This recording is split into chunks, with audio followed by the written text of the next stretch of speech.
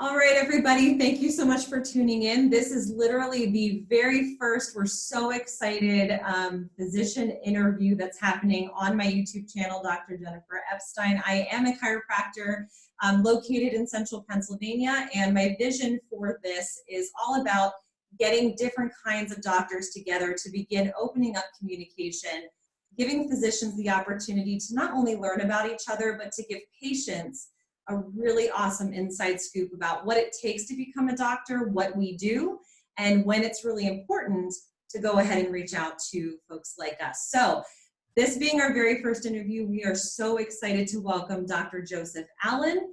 He is the famous YouTube eye doctor star at Dr. Eye Health, so you need to make sure to go check him out. And we're just gonna have a conversation for you guys today and give you some insight as to what it is that he does, and obviously make sure to comment below this video if you have any questions whatsoever, and we're just going to go ahead and get started. So Dr. Allen, thank you so much for being with us today. I appreciate it. No, thank you. This is really cool, and I'm excited to be part of this, and thank you. Absolutely. So let's start at the beginning. Why eye health? Why did you go into this industry? This is a great question, because I think everybody, when you apply to get into any sort of medical field, this is like the first question they ask you, like, why do you want to be here? So for me, starting off at even a young age, I was like 5 or 6 years old. I was that nerdy kid with like flashlights in the bathroom, bouncing things off of ears. I was just very fascinated and curious with the world around us. I wore glasses starting at like age 6 and 7. And really, I started finding more interest starting around the age of 13, because then I was very nerdy. I read a lot of books, watched a lot of movies, played video games. There is nothing wrong with that. Right, but I didn't have many friends going into junior high, and my parents really wanted me to pick up some sort of a sport. So, of course, 7th grade, 13 years old, I got to play the manly sport. I'm going to play football. So it's hard to play football with big glasses on. So my mother wore contacts, so I got contact lenses, and it changed my life in the sense that getting contact lenses, being able to play sports, making friends, that boost of self-confidence you get from making friends, and that kind of that atmosphere started getting me attention from girls, which again at age 13, that's life. Right. So my mother was a dental hygienist for some time when I was a little kid. So I was always at the dentist, but never liked being at the dentist. But I loved seeing my eye doctors. So when it came to that time in like later high school, when people are asking, what are you going to do? What are you going to college for? I seriously thought, I love that guy. So I'm going to ask him some questions. And I found that was just kind of toward the top of my list as I continued to pursue through higher education. You touched on a lot of different things. I think that, when we do get into healthcare of any kind, yes, you're treating the physical person, but then there's just layers to that. So, being able to play sports, having confidence, you're really affecting people's lifestyles out of just getting them contacts or treating their eyes. So I think that's just another layer, which is really great to what you do. So when it comes to, give us an inside scoop as to education. So what is the process to get to where you're at today? So this is different for all doctors of optometry throughout the world. And that's one issue that I think holds back my profession, is the fact that it's where you practice, the education and even the levels of practice is so different. So what I'm saying is that the optometrists or doctors of optometry in the UK have different privileges and different education than doctors in the Middle East versus East Asia, and certainly different from the United States. Here in the United States, doctors of optometry are much more heavy on the medically trained aspect. So we do much more than just glasses and contact lenses. And so our education is traditionally 4 years of undergraduate as a minimum to get into optometry school. And it's very much the pre-med track. You have to take all the same courses that every pre-med student, pre-healthcare student needs to take. Lots of biology, chemistry, math, physics, psychology, a lot of those pre-med kind of entry courses. Optometry school is another 4 years in the United States. I think there are 1 or 2 schools that offer an accelerated track of 3 years, Mhm. but I've only met one person who's done that, and that was one of my professors, and she's probably one of the most brilliant people in the world. So I It'll don't be hard to condense it into that time. I don't know if it's still offered or not, but I think I've heard of it. But traditionally, it's 4 years of undergrad, 4 years of optometry. In optometry school, again, it's very mirrored of any other healthcare medical program. Lots of anatomy, physiology, pathology, and this is the whole body. It's not just talking the eyes. Like we cover livers, kidneys, your bones, cancer, everything. Physiology, we take three or four semesters, or not physiology, but 3 or 4 semesters of pharmacology. So we're learning all the medications that apply to every part of the body, and again, not just the eyes. A big part of optometry school is that we are so focused on the eyes, and that it's a training on, of course, more detailed anatomy, not just the whole body, but also neuroanatomy, anatomy of the eye specifically, physiology of the eye, all of the different pathologies from posterior segment of the retina, glaucoma, all the different dystrophies and diseases, as well as the front surface of the eye and the cornea. That's another major part. And you learn all of that usually within the first 2 to 3 years before you have to start taking boards. With that schooling, you typically start seeing doing vision screenings on your second year of school after you've learned the basics of entry skills, what kind of important things to look at for the pupils, the front surface of the eye, different eye conditions, diseases, how to do better 1, better 2, the refraction component. And then in the later parts of schooling, starting at the end of your second year, most schools have you seeing patients. So your third year, you're doing subjects, preparing for boards, but you are also seeing patients at the same time, doing an internship as part of the school. And then your fourth year is just externship rotations. You are somewhere around the country in different clinics getting real raw experience, seeing patients with the mentor above you, guiding you through the process until graduation. That's for most of optometry. That's all that's required, or those 8 years of schooling. So many doctors after school, they're done. Just 8 years. Then they're done and they're out practicing in several, of course, as I'm sure you'll have with many other medical practitioners, they do residencies, and that is an option in optometry. It is not required. In optometry, I think 1/3 of optometrists do continue to go to residency, but I believe it's becoming more popular as so much of our education is based on treating medicine and the body. And I think more people are interested in pursuing kind of subspecialties, whether it be pediatrics, vision therapy, TBI, neurorehabilitation, pre-surgical, surgical kind of co-management, things like that. So myself, I did do a residency through the VA here in Minneapolis, which although it was labeled as a primary care residency, any doctor practitioner who went to the VA will tell you it's very much ocular disease or disease residency. And then mine also had a component of low vision and traumatic brain injury rehabilitation, as that particular VA had a lot of that. So that was my education to kind of where I'm at. I went a little bit further and did a fellowship through the Academy of Optometry and got my board certification as well through the American Board of Optometry. So for most doctors of optometry that you'll meet in the United States and Canada, it's at least 8 years of schooling. Some did that extra few year or more doing residency and other things. So thank you. So throughout all of that education, was there ever a question in your mind, maybe while you were sitting for one of your boards, do I really want to do this? Did you ever have a moment where you were just like, this is too much, this is insane? Or did you feel like the whole way through, this is a dream and I can't imagine doing anything else?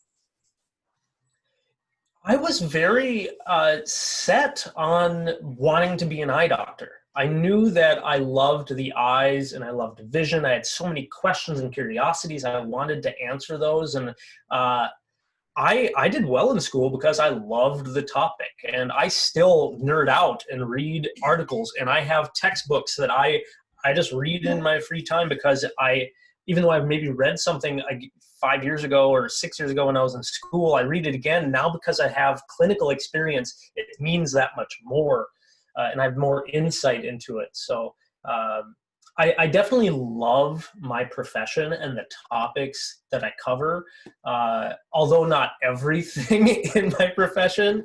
It's even if, it's one of those things that even if I was to change my profession, I would still be studying this just in my free time because I think it's interesting.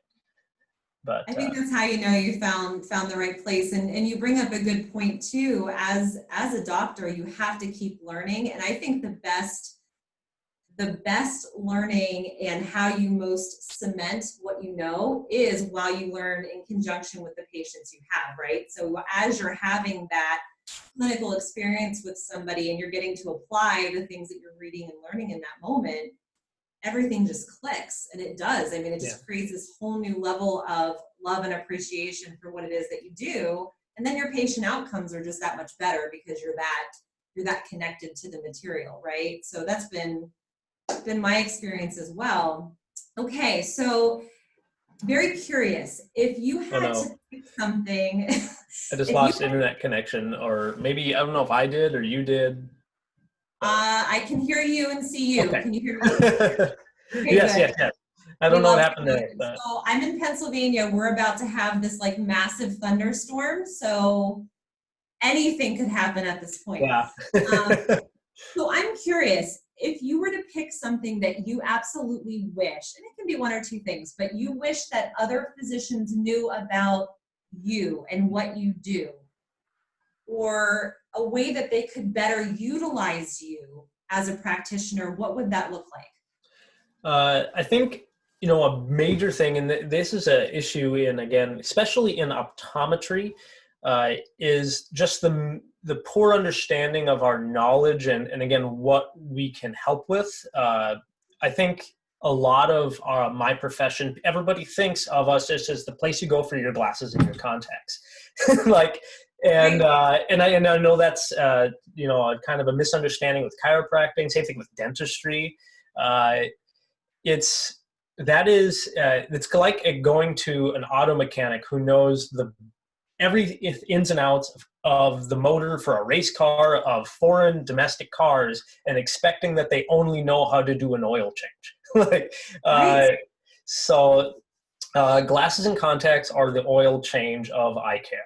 And so just as a small example, our clinic where I currently work at is next door to a sleep center for sleep center studies. And I have several patients that I'll either identify as them being a risk for sleep apnea through a disease called floppy eyelid syndrome.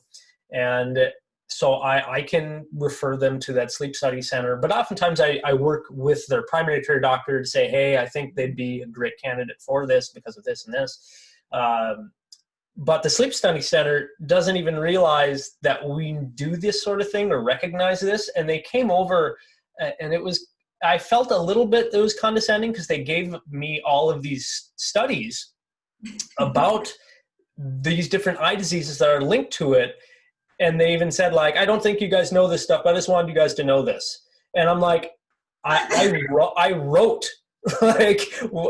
one of these papers. I wrote this for my fellowship for floppy eyelid syndrome during my residency. So it was, it's one of those things that there's a lot more, of course, with being a chiropractor, there's so much more with the whole body and how everything is connected.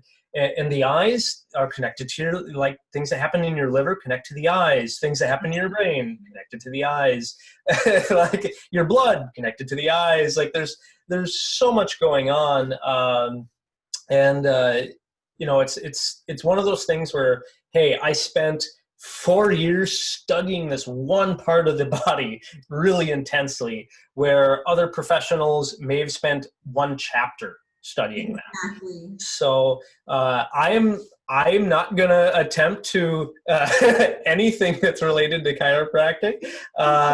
I will say, no, what? There's a great chiropractor I know here in town. Maybe we should get you set up with them.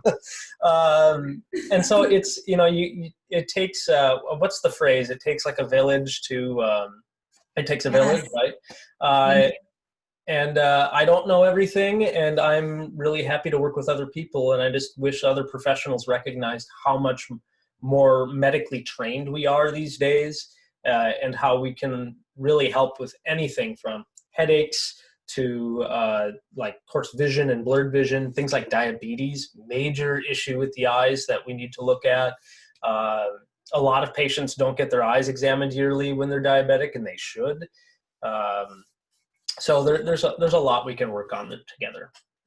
And just, so what you just said is brilliant, because I wouldn't necessarily, I mean, I have tons of patients who are diabetic. I wouldn't necessarily know, if they're telling me they're having headaches, I might be thinking, a sugar issue. I might not necessarily even think to ask them, are you getting your eyes checked every year? Yeah. Right? And so if doctors aren't talking to each other, we're missing that piece of it. Right. And, so that almost brings up another, good question.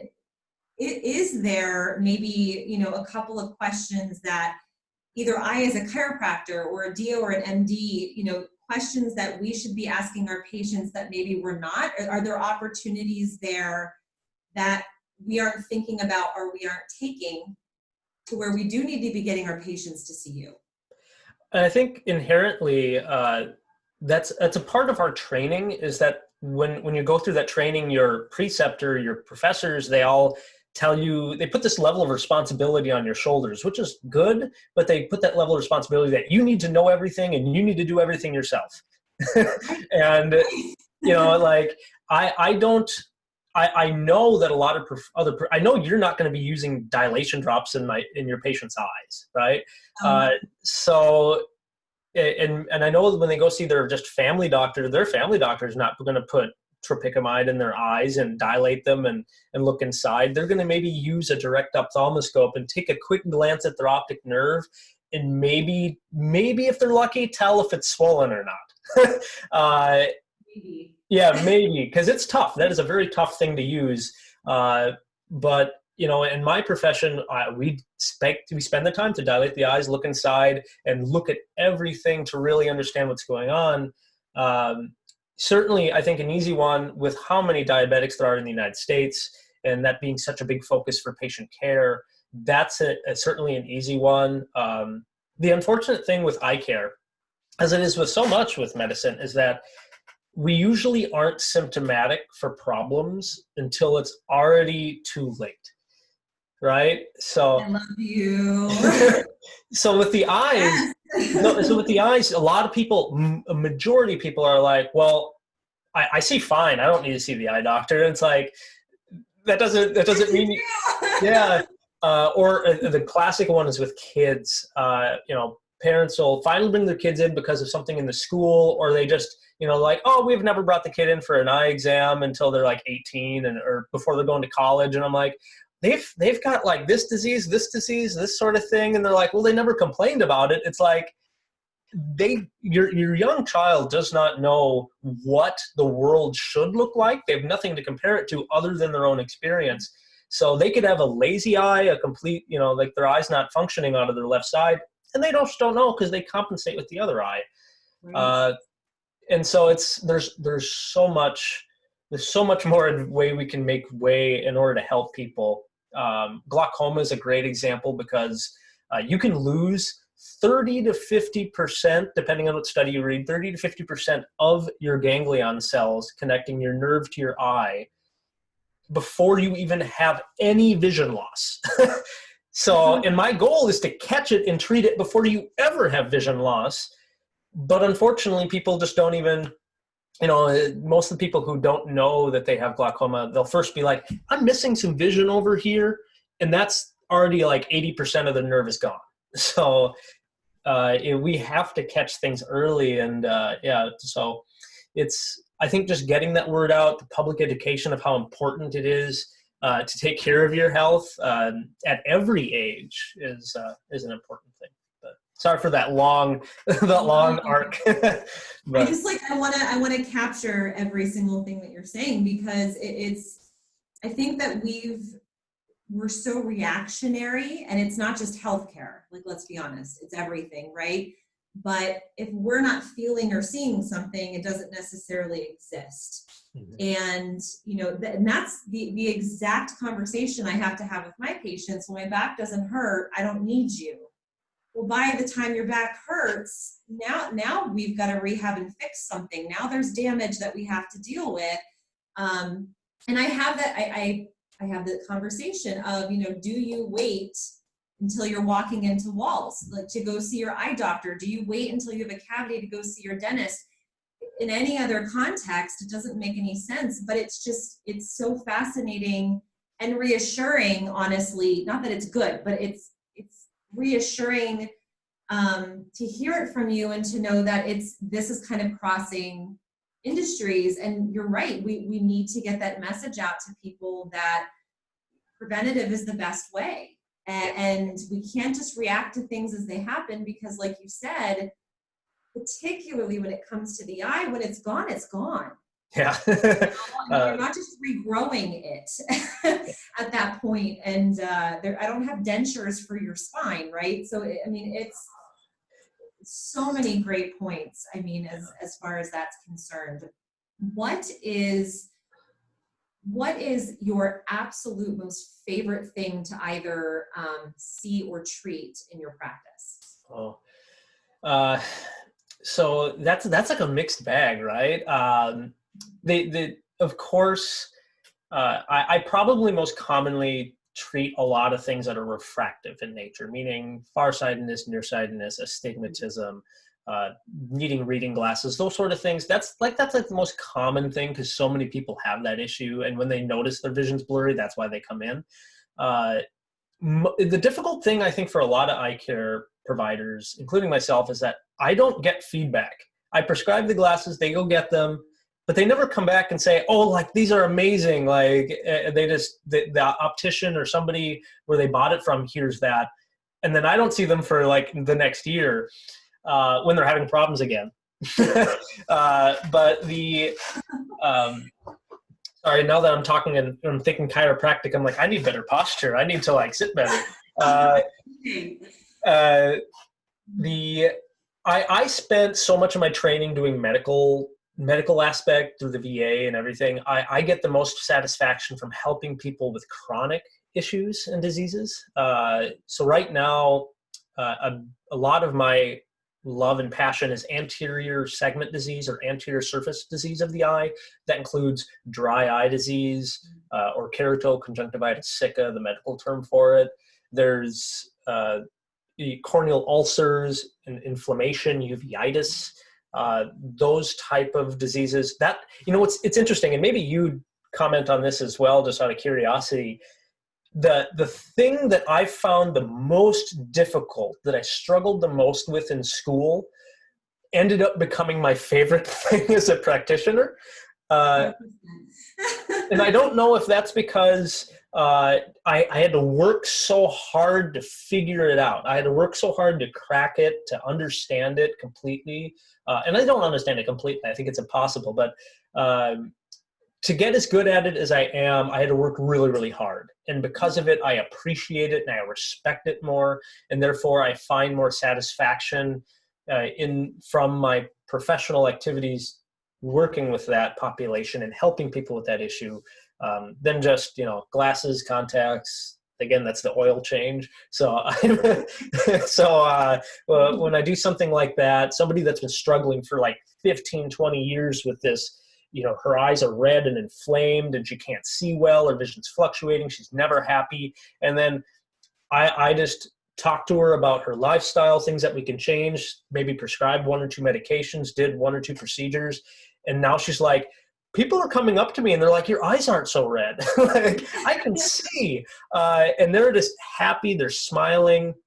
Or I even had a patient that I fit in a scleral lens because she had keratoconus, a corneal disease, an issue where the surface of the eye becomes weak and starts to shape like a cone. A special scleral lens fits over that patient, and she was able to go from 20/50 best corrected with her glasses, barely legal to drive, to seeing about 20/25, 20/30. And although I was honestly disappointed during the exam that she didn't hit 20/20 because I want to get her there. But she was so happy. She could see better than she had ever seen in the last like 30 years. She walked around our clinic just going at every little detail of every poster. She was telling every patient in the clinic, in the optical, just how amazing she could see. Those are some moments that really just like, wow, like I am helping people. Like this is great. So it's good to get feedback like that. But well, it is, and like I have chills absolutely everywhere. I love hearing stuff, and that was going to be my next question. Tell me a patient stories, and that's perfect. So first point is like, hey guys, give your eye doctor feedback, right? Like call the office if you get your contacts and you love them, and let them know what they're doing, please, because obviously I never thought about it. I only see my eye doctor once a year, and he's amazing, and I've seen him since high school. For goodness sake. And I need to call the guy and just be like, you've been amazing for me. And I think it's important. I mean, I think you look at doctors and you're like, oh, their life's together, they're doing okay. And maybe you can relate. And no, we're not okay. No, I think you can relate to sometimes just sitting back and like, am I really making a difference? Right. And it's great when somebody can come back and say, yeah, my eyes are better, I can see, but like, here's how you changed my whole world. Yeah. Right? And here's how you changed my interactions with other people. I'm in a better mood because I can see, and right. Because I can have better interactions with other people. So call your eye doctor, call them today and tell them how amazing they are. Well, thank you. Well, yes, I think everybody needs that no matter what industry you're in, for sure. So, okay, so last thing I want to do here is I want to give you an opportunity to share how people can find you. If you're taking new patients, talk about where you're at, where you're working, tell everybody about your YouTube channel. How can people find you? Yeah, so if you live in Minnesota, and I've had some people drive many hours to come see me at my clinic after they found me on YouTube, which is really, really awesome. So yes, I do see new patients. I'm located at the Buffalo Eye Clinic in Buffalo, Minnesota. That's where I'm currently at. I don't own the clinic. I'm just an employee there. But outside of seeing patients there at the Buffalo Clinic, I do host a YouTube channel called Dr. Eye Health, or the Dr. Eye Health Show, helping people learn about eyes, vision. We cover different diseases, different kind of questions around glasses, contact lenses, surgery, as well as reviewing different vision products that are out there. Because if you're not, especially in the eye care industry, if you're not in the industry, it's hard to know what's good, what's bad, what's this product, why should I pick that one versus another. And so part of my initiative is just to get this information out there so people can make an informed decision. As we're kind of changing, healthcare is changing so much that now healthcare, especially eye care, people are having more choices to make themselves than just take somebody's word for it. So so reach out to me on YouTube. I also have appropriate channels on Facebook and Instagram, also under Dr. Eye Health as well. Fantastic. So one of your videos that I watched, I think it was 5 or 6 hacks for how to fix your glasses. So if you ever break your glasses, you have to watch this video. I mean, it involves a toothpick and like, it's crazy. I've actually told 3 or 4 people about this video since I watched it. So it's not just, the eye structure, or if you have this goop coming out, it's like with life hacks and really, really, really cool stuff. So listen, thank you so much for doing this with me. Thank you so much for being literally the very first interview here. You're so humble. I mean, people driving hours to come see you. I can just tell you're so humble, absolutely brilliant. And just thank you so much for being a part of this. I appreciate it. No, thank you so much. This was great. I would love to be on any other time, anytime you could have me. I hope that people find this as a huge resource for them, either as a healthcare provider or as a future patient looking for more answers and more resources. So again, thank you, and I love what you're doing. Absolutely. Thank you so much. Have a really good weekend. Thank you. You And thank you too. everybody for tuning in.